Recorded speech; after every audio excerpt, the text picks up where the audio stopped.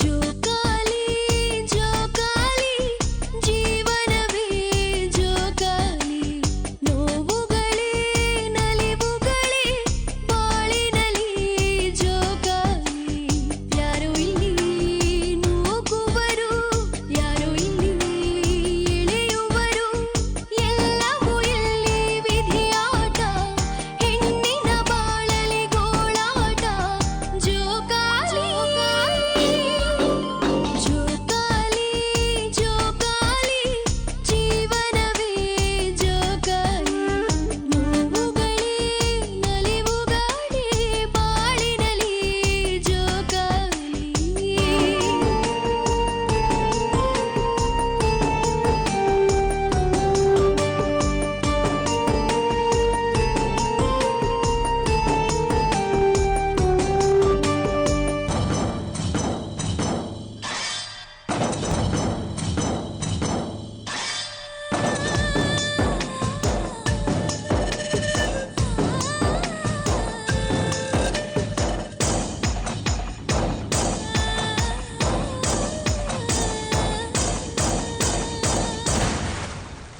ಪ್ರೀತಿಯ ಸೇವಕಿ ಅನುದಿನ ಬಾಳುತ್ತಿಹೆ ತಿರುಗೋ ಈ ಭೂಮಿಯಲ್ಲಿ ನಿಜವಾಗಿ ಬದುಕುತ್ತಿಹೆ ನೋವುಗಳ ಪ್ರೀತಿಸುವೆ ಪ್ರತಿದಿನವೂ ಸಾಧಿಸುವೆ ಕಣ್ಗಳ ಅಂಚಲಿ ಕಣ್ಣೀರು ಕಥೆಯನ್ನು ಹೇಳುತ್ತಿವೆ ಜೋಕಾಲಿ ಜೋಕಾಲಿ ಜೀವನವೇ ಜೋಕಾಲಿ ನೋವುಗಳೇ ನಲಿವುಗಳೇ ಬಾಳಿನಲಿ ಜೋಕಾಲಿ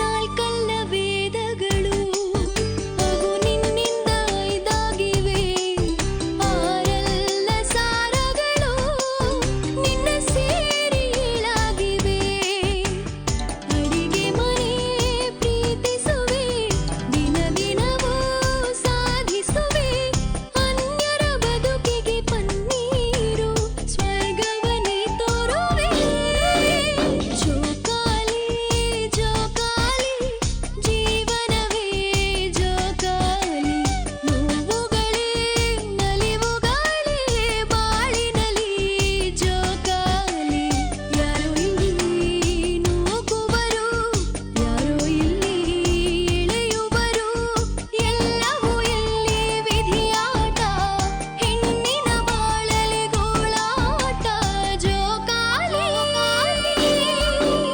ಜೋಕಾಲಿ ಜೋಕಾಲಿ ಜೀವನವೇ ಜೋಕಾಲಿ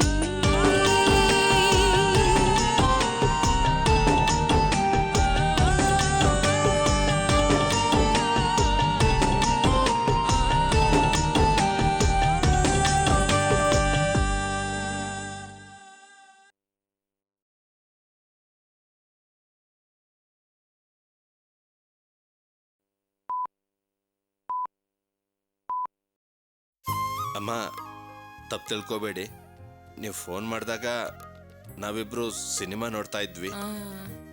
ಆ ಶಬ್ದದಲ್ಲಿ ಫೋನ್ ಬಂದಿದೆ ಗೊತ್ತಾಗ್ಲಿಲ್ಲ. ಸಿನಿಮಾ ಮುಗಿದ ಕೂಡಲೇ ಹೊರಗೆ ಬಂದು ನಾನು ಫೋನ್ ನೋಡಿದೆ, ಅದರಲ್ಲಿ ನೀವು ಮಾಡಿದ್ದಿತ್ತು. ಆದ್ರೆ ನೇರವಾಗಿ ನಾವು ಮನೆಗೆ ಬರ್ತಾ ಇದೀವಲ್ಲ ಅಂತ ನಾನು ಮಾಡೋಕ್ ಹೋಗ್ಲಿಲ್ಲ. ಹೋಗ್ಲಿ ಬಿಡಪ್ಪ, ತುಂಬಾ ಸಂತೋಷ ಆಯ್ತು. ಸಿನಿಮಾಗ್ ಹೋಗಿದ್ರಾ? ಆ, ಅದೇ ಮೊದಲು ದೇವಸ್ಥಾನಕ್ಕೆ ಹೋಗಿದ್ವಿ, ಆಮೇಲೆ ಸಿನಿಮಾಕ್ಕೆ ಹೋಗಿ ಬಂದ್ವಿ. ಓ ಸಿನಿಮಾಗ್ ಹೋಗಿದ್ರಾ? ಅದು ಗೊತ್ತಿಲ್ದೆ ಅಮ್ಮ ಎದ್ರುಕೊಂಡ್ಬಿಟ್ಟಿದ್ರು. ವಾಸು, ನೀನೇ ಹೋಗ್ಲೋ ಬಂದೆ? ಸಂಜೆ ಬಂದೆ ಅಣ್ಣ. ಈಗ ಆರೋಗ್ಯ ಎಲ್ಲ ಪರವಾಗಿಲ್ವಾ? ಪರವಾಗಿಲ್ಲ. ತುಂಬಾ ಸಂತೋಷ ಆಯ್ತು. ಅಮ್ಮ, ಹಾಗೆ ಇನ್ನೊಂದು ಸಂತೋಷದ ವಿಷಯ. ಏನಪ್ಪ ಅದು? ಅದೇ ವಾಸು ಕೆಲ್ಸಕ್ಕೋಸ್ಕರ ರಾಜಕೀಯ ವ್ಯಕ್ತಿಗೆ ನಾವು 2 ಲಕ್ಷ ರೂಪಾಯಿ ಕೊಟ್ಟಿದ್ವಲ್ಲಮ್ಮ, ಆ ದುಡ್ಡನ್ನ ಆದಷ್ಟು ಬೇಗ ವಾಪಸ್ ಕೊಡ್ತೀನಿ ಅಂತ ಅವ್ರು ನನ್ನನ್ನು ಕರೆದ್ಬಿಟ್ಟು ಹೇಳಿದ್ರಮ್ಮ. ಹೌದಾ? ಹೇಗೋ ಶಿವ ಯಾವುದೋ ಒಂದು ಗ್ಯಾರೇಜ್ ಲೀಸ್ಗಿದೆ, ಹಾಕೋತೀಯ ಅಂತ ಕೇಳ್ದ. ನಮ್ಮ ಹತ್ರ ದುಡ್ಡಿಲ್ವಲ್ಲ ಏನ್ ಮಾಡೋದು ಅಂತ ಯೋಚನೆ ಮಾಡ್ತಾ ಇದ್ದೆ. ಅಷ್ಟೊತ್ತಿಗೆ ಈ ದುಡ್ಡು ವಾಪಸ್ ಕೊಡ್ತೀವಿ ಅಂತ ಇವ್ರು ಹೇಳಿದ್ರಲ್ಲ.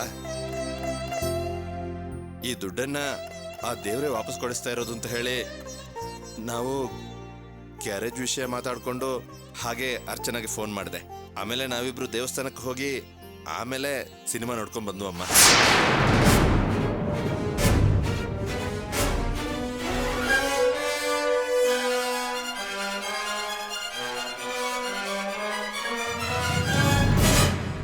ಅಮ್ಮ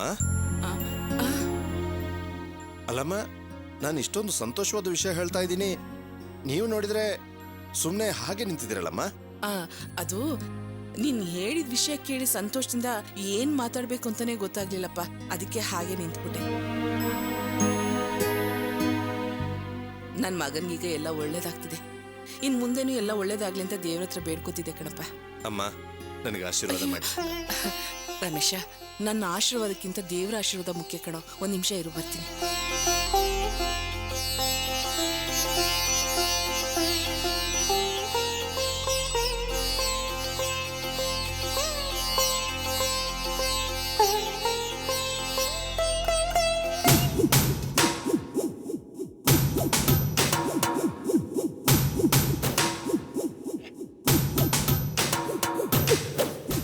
ತಿರುಪತಿ ಪ್ರಸಾದ ಒಳ್ಳೇದಾಗ್ಲಿ ಅಂತ ನೆನ್ಸ್ಕೊಂಡು ತಿನ್ನಿ. ತಿರುಪತಿ ಪ್ರಸಾದ ಯಾರಮ್ಮ ತಗೊಂಡ್ಬಂದ್ರು? ಅದು ನಾನು ಬೇಗ ಗುಣ ಆಗ್ಲಿ ಅಂತ ನಮ್ಮ ಅತ್ತೆ ಅರ್ಕೆ ಹೊತ್ಕೊಂಡಿದ್ರು.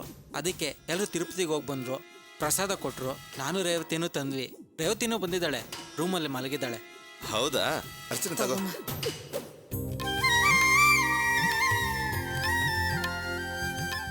ಊಟ ಹೋಟ್ಲಲ್ಲೇ ಮಾಡಿದ್ವಿ ಅತ್ತೆ. ಹೌದಾ? ಸುಸ್ತಾಗಿರ್ತೀರ, ಹೋಗಿ ಮಲ್ಕೊಳ್ಳಿ. ರಮೇಶ, ಬಸ್ರಿ ಹೆಂಗ್ಸ್ನ ಅಲ್ಲಿ ಕರ್ಕೊಂಡು ಸುತ್ತಬೇಡ ಕಣಪ್ಪ. ಏನಾದ್ರೂ ಹೆಚ್ಚು ಕಮ್ಮಿ ಆಗ್ಬಿಟ್ರೆ ಏನ್ ಮಾಡಕ್ಕಾಗತ್ತೆ? ಈ ಟೈಮ್ನಲ್ಲಿ ನೀನು ತುಂಬಾ ಹುಷಾರಾಗಿರ್ಬೇಕು, ಗೊತ್ತಾಯ್ತಾ? ಸರಿ, ಹೋಗು. ಅಮ್ಮ, ನಾನು ಹೋಗಿ ಮಲಗ್ತೀನಿ. ಏಯ್, ಯಾವಾಗ್ಲೂ ಮಲ್ಕೊಂಡೇ ಇದ್ರೆ ಏನೋ ಸಾಧಿಸ್ದಂಗಾಗುತ್ತೆ. ಏನ್ ಹೇಳ್ತಾ ಇದೀಯಮ್ಮ? ಏನೂ ಅರ್ಥನೇ ಆಗೋಲ್ಲ. ತಟ್ಟ ನಡಿಯೋ. ಅಮ್ಮ, ಏಯ್, ಅಲ್ಲ ಕಣೋ, ಆ ರಾಜಕೀಯದಲ್ಲಿ ಕೊಟ್ಟಿರೋ ದುಡ್ಡಿನ ಬಗ್ಗೆ ಅಷ್ಟೊಂದು ದೊಡ್ಡ ವಿಷಯ ಹೇಳಿದಾನೆ. ಅದನ್ನ ಕೇಳಿದ್ಮೇಲೂ ನಿನಗೆ ನಿದ್ದೆ ಮಾಡ್ಬೇಕು ಅನ್ಸುತ್ತಾ? ಆ ರಾಜಕೀಯದ ವ್ಯಕ್ತಿ 2 ಲಕ್ಷನ ವಾಪಸ್ ಕೊಡ್ತೀನಿ ಅಂತ ಹೇಳಿದಾನಂತೆ. ಆ ದುಡ್ಡು ಯಾರಿಗೋ ಸೇರ್ಬೇಕು. ಆ ಅಪ್ಪನ್ಗೆ ದುಡ್ಡನ್ನ ವಾಪಸ್ ಕೊಡ್ಸಿ ಅಂತ ಬೇಡ್ಕೊಂಡವಳು ನಾನು. ನಿನ್ ಕೆಲ್ಸಕ್ಕೆ ಅಂತ ತಾನೇ 2 ಲಕ್ಷ ರೂಪಾಯಿ ಕೊಟ್ಟಿದ್ದು. ಆ ದುಡ್ಡು ನಿನಗ್ ಸೇರ್ಬೇಕು. ಆ ದುಡ್ಡನ್ನ ತಗೊಂಡೋಗಿ ಹೊಸ ಗ್ಯಾರೇಜ್ ನಲ್ಲಿ ಲೀಸ್ ಹಾಕೊಂಡು ಇವನ್ ಸಂಪಾದನೆ ಮಾಡಿ ಸಂತೋಷವಾಗಿರ್ತಾನಂತೆ. ಅದನ್ನ ನೋಡ್ಕೊಂಡು ನಾವು ಸುಮ್ನೆ ಇರ್ಬೇಕಾ? ಅಮ್ಮ, ಏಯ್, ಮೆತ್ತಗ್ ಮಾತಾಡೋ, ಹೊರ್ಚ್ಕೋಬೇಡ. ಅಮ್ಮ, ನಾವು ಯಾವ ಕಡೆಯಿಂದ ನೋಡಿದ್ರು ಆ ರಾಜಕೀಯ ವ್ಯಕ್ತಿ ಕೊಡೋ ದುಡ್ಡು ಅವನಿಗೆ ತಾನೇ ಸೇರ್ಬೇಕು. ಏಯ್, ದೊಡ್ಡನ್ ತರ ಮಾತಾಡ್ಬೇಡ. ರೇವತಿ ಅದ್ ಯಾವ್ದೋ ಪಾತ್ರ ಮಾಡಿ 1 ಲಕ್ಷ ರೂಪಾಯಿ ತಂದು ಕೊಟ್ಲು. ಅದನ್ನು ತಗೊಂಡೋಗಿ ಅವನಿಗೆ ಕೊಟ್ಟೆ. ಅಕ್ಕಪಕ್ಕದಲ್ಲಿ ಕೊಟ್ಟಿರೋ ಸಾಲನೆಲ್ಲ ವಸೂಲಿ ಮಾಡಿ ಬೈಕ್ ಕೊಡಿಸ್ತೆ. ಅಷ್ಟೇ ಯಾಕೆ, ಬಿಡದಿ ಹತ್ರ ಅವನ ಹೆಸರಲ್ಲಿ ಸೈಡ್ ತಗೊಂಡು ಕಂತು ಬೇರೆ ಕಟ್ತಾ ಇದ್ದೀನಿ. ಇದನ್ನೆಲ್ಲ ನಾನು ಯಾಕೋ ಮಾಡ್ತಿದ್ದೀನಿ? ಈಗ ನಾನೇನಮ್ಮ ಮಾಡ್ಬೇಕು? ನೋಡು, ಅವನು ಯಾವತ್ತೂ ಆ ದುಡ್ಡನ್ನ ತಗೊಂಡೋಗಿ ಗ್ಯಾರೇಜಲ್ಲಿ ಲೀಸ್ಗೆ ಹಾಕೋಬಾರ್ದು. ಆ ದುಡ್ಡು ಅವನ ಕೈ ಸೇರ್ಬಾರ್ದು. ಆ ದುಡ್ಡು ಅವನ ಕೈಗೆ ಹೆಂಗ್ ಸೇರುತ್ತೆ ಅಂತ ನಾನು ನೋಡ್ತೀನಿ ಕಣೋ. ಅಮ್ಮ, ಅವನ ವಿಷಯದ ಕಡೆ ಗಮನ ಕೊಟ್ಟು ನನ್ನ ವಿಷಯನ ಮರ್ತ್ಬಿಟ್ಟಿಯಾ? ಏನೋ ಹೇಳ್ತಿದ್ಯಾ ನೀನು? ನಾಳೆ ನಮ್ಮ ಮಾವ ಮನೆಗೆ ಬರೋ ಥರ ಬಂದು ಮಾತಾಡೋ ರೀತಿಲಿ ಮಾತಾಡಿ ನನಗೊಂದು ಬಿಸ್ನೆಸ್ ಹಾಕೊಡೋ ಏರ್ಪಾಟ್ ಮಾಡು. ನಾನು ಎಷ್ಟು ದಿನ ಅಂತ 5,000 6,000ಕ್ಕೆ ಅಂತ ಬೇರೆಯವ್ರ ಹತ್ರ ಕೈ ಹೊಡ್ಲಿ ಹೇಳು? ನಾನು ಅವ್ರ ಮನೆ ಅಳಿಯ ಆಗಿದ್ದೆ ಅವ್ರ ಆಸ್ತಿನ ಲಪ್ಟಾಯಿಸ್ಬೇಕು ಅಂತ. ನಾನು ಇಷ್ಟು ಕಷ್ಟಪಡ್ತಿರೋದಾದ್ರೂ ಯಾತಕ್ಕೆ? ಅದಕ್ಕೆ ತಾನೇ. ನೀನೇನು ಯೋಚನೆ ಮಾಡಬೇಡ. ನಾಳೆನೇ ನಿಮ್ಮ ಮಾವನ ಮನೆಗೆ ಬಂದು ಮಾತಾಡೋ ರೀತಿಲಿ ಮಾತಾಡಿ ಎಲ್ಲ ಸರಿ ಮಾಡ್ತೀನಿ. ನೀನು ನೆಮ್ಮದಿಯಾಗಿ ಹೋಗಿ ಮಲ್ಕೊ. ಅಮ್ಮ, ನಾಳೆ ನಾನು ದೊಡ್ಡ ಬಿಸ್ನೆಸ್ ಮ್ಯಾನ್ ಆಗ್ತೀನಿ ಅನ್ನೋ ಕನ್ಸು ಕಟ್ಕೊಂಡು ಹೋಗಿ ಮಲಗ್ತಾ ಇದ್ದೀನಿ. ಆಮೇಲೆ ನನ್ನ ಕನಸನ್ನ ನುಚ್ಚು ನೂರು ಮಾಡ್ಬಿಟ್ಟಿಯಾ. ನೆಮ್ಮದಿಯಾಗಿ ಹೋಗಿ ಮಲ್ಕೊಳ್ಳೋ. ಅಮ್ಮ ಅಂದ್ರೆ ಅಮ್ಮ.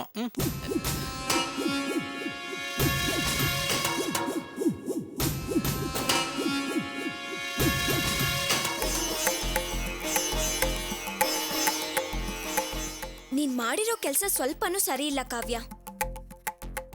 ನಿನ್ಗೇನ್ ಹುಚ್ಚಿಡ್ದಿದ್ಯಾ? ಈಗ ನಾನು ಏನಂತ ಕೆಲಸ ಮಾಡಿದೆ? ಏನ್ ಮಾಡ್ದೆ ಅಂತ ಕೇಳ್ತಿದ್ಯಲ್ಲ.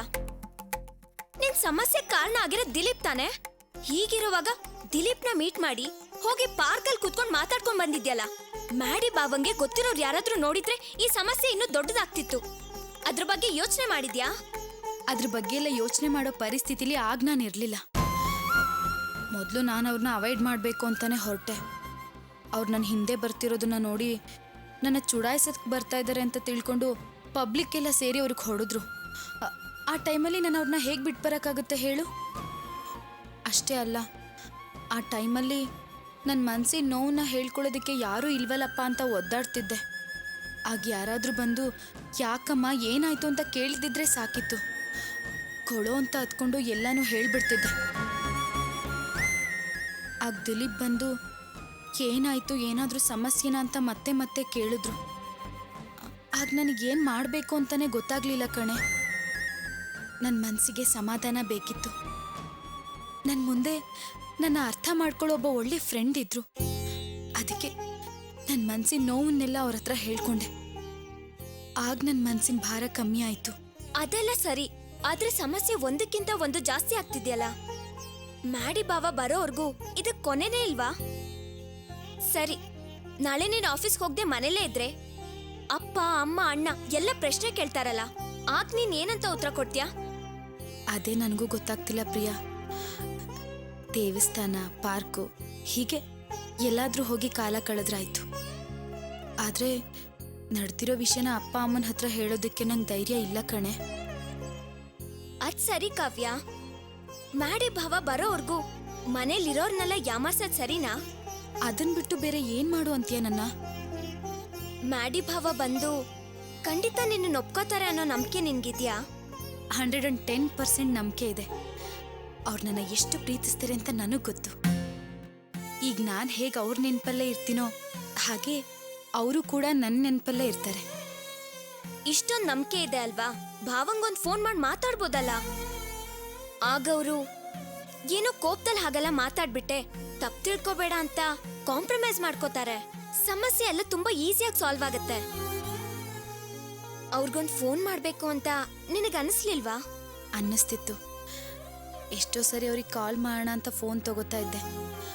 ಅವ್ರ ಹತ್ರ ಮಾತಾಡೋದಕ್ಕೆ ಧೈರ್ಯ ಸಾಲದೆ ಕಟ್ ಮಾಡಿದೆ.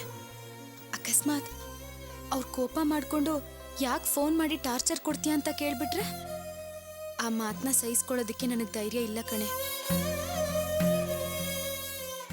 ಆದರೂ ಅವ್ರು ನನ್ನ ಬಗ್ಗೆನೇ ಯೋಚನೆ ಮಾಡ್ತಿರ್ತಾರೆ. ಇದೊಂದು ವಿಷಯದಲ್ಲಿ ಮಾತ್ರ ನಂಗೆ ತುಂಬ ನಂಬಿಕೆ ಇದೆ. ಅವ್ರು ಬಂದ್ಬಿಟ್ರೆ ಎಲ್ಲ ಸಮಸ್ಯೆನೂ ಬಗೆಹರಿಯುತ್ತೆ ಅನ್ಕೊಂಡ್ರೆ ಸಾಕು. ಮನಸ್ಸಲ್ಲಿನೋ ನೋವೆಲ್ಲ ಹೊಟ್ಟೋಗುತ್ತೆ. ಆದರೆ ಇವ್ರು ಫೋನ್ ರಿಸೀವ್ ಮಾಡಿ ಬೈದ್ಬಿಟ್ರೆ ನನಗಿರೋ ನಂಬಿಕೆ ಎಲ್ಲ ಹೋಗ್ಬಿಡತ್ತೆ. ಅದಕ್ಕೆ ನಾನು ಅವ್ರಿಗೆ ಫೋನ್ ಮಾಡ್ತಿಲ್ಲ.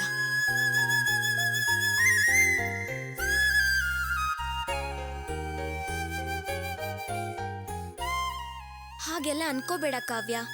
ನಂಬಿದ್ರೆ ಸಂಪೂರ್ಣವಾಗಿ ನಂಬು, ಇಲ್ಲ ನಂಬೇಡ. ಇಷ್ಟೊಂದೆಲ್ಲ ನಡೆದಿದೆ, ಅವಳೇ ಒಂದು ಫೋನ್ ಮಾಡ್ಬೋದಿತ್ತು ಅಂತ ಮ್ಯಾಡಿ ಬಾವ ಅನ್ಕೋಬೋದಲ್ವಾ? ಕಾಂಪ್ರಮೈಸ್ ಆಗೋದಿಕ್ಕೆ ದಾರಿನೇ ಸಿಗದೆ ಹೋಗ್ಬೋದು. ಏನ್ ಹೇಳ್ತಿದ್ಯಾ? ಮತ್ತೇನು, ತಪ್ಪು ಮಾಡಿರೋದು ನೀನೇ ತಾನೇ. ನೀನೇ ಒಂದು ಫೋನ್ ಮಾಡಿ ಸಾರಿ ಕೇಳು. ಅವರು ಕೋಪದಿಂದ ಮಾತಾಡಿದ್ರೆ ಅವ್ರನ್ನ ಸಮಾಧಾನ ಮಾಡೋದಿಕ್ಕೆ ಟ್ರೈ ಮಾಡು. ಅವ್ರೊಂದ್ ವೇಳೆ ಫೋನಲ್ಲೇ ಕಾಂಪ್ರಮೈಸ್ ಆದ್ರೂ ಆಗ್ಬೋದು. ಪ್ರಿಯಾ, ಅದು ನೀನು ಫೋನ್ ಮಾಡದೇ ಇರೋದು ನನಗೆ ಸರಿ ಅನ್ನಿಸ್ತಾ ಇಲ್ಲ. ಹಾಗಾದ್ರೆ ಫೋನ್ ಮಾಡು ಅಂತೀಯಾ? ಮತ್ತೆ ಮತ್ತೆ ಅದನ್ನೇ ಮಾತಾಡ್ಬೇಡ. ಫೋನ್ ಮಾಡಿ ಮಾತಾಡು. ತಗೋ ಮಾತಾಡು. ಡಯಲ್ ಮಾಡು ಕಾವ್ಯ, ತಗೋ.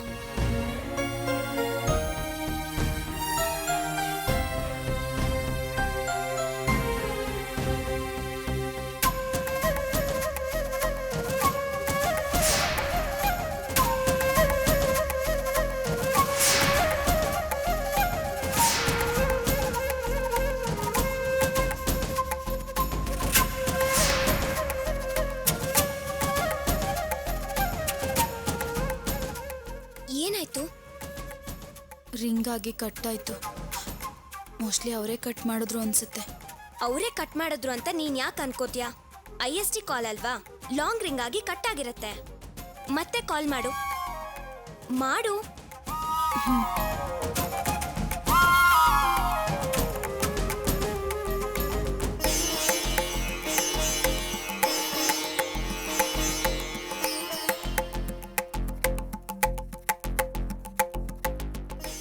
ಪ್ರಿಯಾ, ಅವರೇ ಕಟ್ ಮಾಡ್ತಿದ್ದಾರೆ ಅನ್ಸುತ್ತೆ.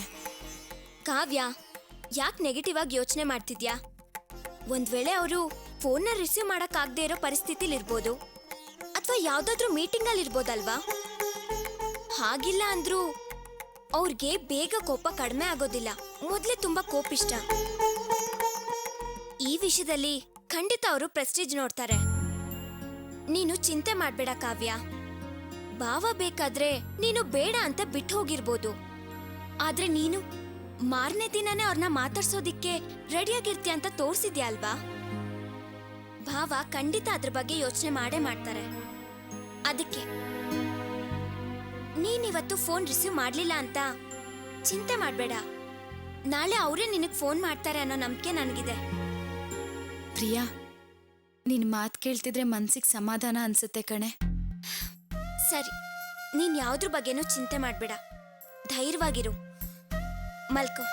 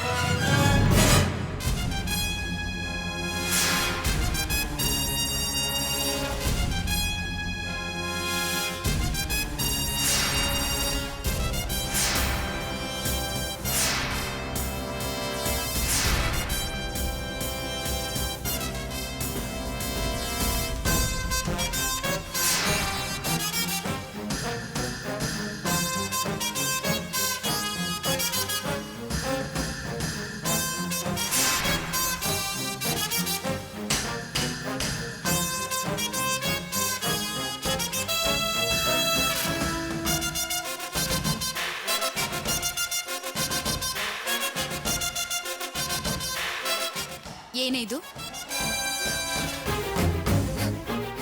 ಇದ್ ನೀನೇ ಬಿಡ್ಸಿರೋ ಚಿತ್ರ ತಾನೆ?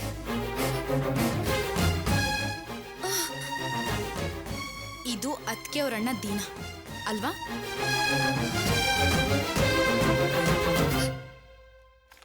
ನೀನೇ ಈ ಚಿತ್ರ ಬಿಡ್ಸಿದ್ಯಾ ಅಂದ್ರೆ ಲವ್ವಾ? ಹೇಳೆ, ನೀವಿಬ್ರು ಲವ್ ಮಾಡ್ತಿದ್ದೀರಾ?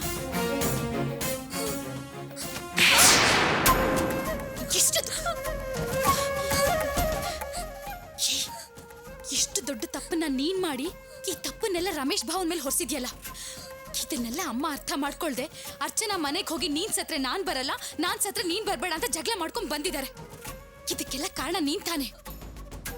ಇಷ್ಟೆಲ್ಲ ಆದ್ಮೇಲಾದ್ರೂ ಇದ್ರಲ್ಲಿ ರಮೇಶ್ ಭಾವಂದ್ ಏನು ತಪ್ಪಿಲ್ಲ, ತಪ್ಪಿಲ್ಲ ನಂದಂತೂ ಒಪ್ಕೊಂಡ್ಯಾ ನೀನು? ಅಳ್ಬೇಡ, ಹತ್ತು ಹೊತ್ತು ಎಲ್ರೂ ಯಾಮಾರ್ಸಿದ್ ಸಾಕು. ಪಾಪಿ ಪಾಪಿ, ನಾನ್ ನಿನ್ನ ಲವ್ ಮಾಡ್ದೆ ಅಂತ ಹೊಡಿಲಿಲ್ಲ. ಲವ್ ಮಾಡೋವಾಗಿ ಇರೋ ಧೈರ್ಯ ಮನೆಯವ್ರಿಗೆ ಹೇಳೋದಕ್ಕೂ ಇರ್ಬೇಕು. ಆ ಧೈರ್ಯ ಇಲ್ಲ ಅಂದ್ರೆ ಯಾಕೆ ಲವ್ ಮಾಡ್ದೆ? ನಾನು ದಿಲೀಪ್ನ ಲವ್ ಮಾಡಿರ್ಲಿಲ್ವಾ?